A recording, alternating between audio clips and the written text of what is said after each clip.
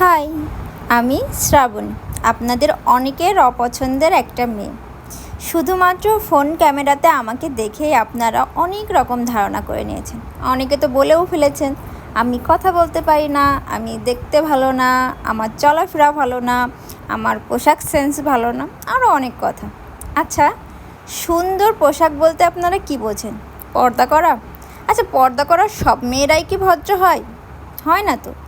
তেমন যেসব মেয়েরা ওড়না পরে না, তারা কি সবাই খারাপ হয়? হয় না তো। যেখানে ভালো আছে সেখানেই তো খারাপ আছে, তাই না? দেখবেন মেয়েদের জীবনে কোনো কিছু সহজভাবে হয় না।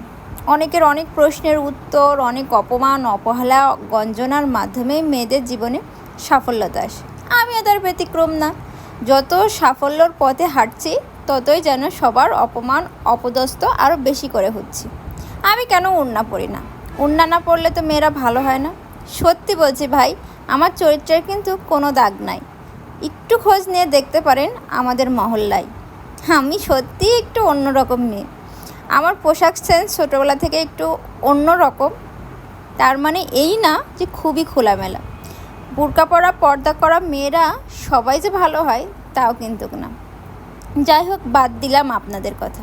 কি আর বলবো, নিজের কাছের মানুষরা, রক্তের মানুষরা যখন এর থেকে খারাপ খারাপ কথা বলে আমাকে বড় করেছে, তখনই আমি বুঝে গিয়েছিলাম মানব জীবন অত সহজ হবে না। তো ছোট থেকে নিজেকে সেভাবেই তৈরি করেছি, কারোর কথা ওভাবে গায়ে মাখি না। আর যেটা মনে হয় উত্তর দেওয়ার দরকার সেটা সেখানেই উত্তর দিয়ে দিই, এক সেকেন্ডও ভাবার সময় নিই না।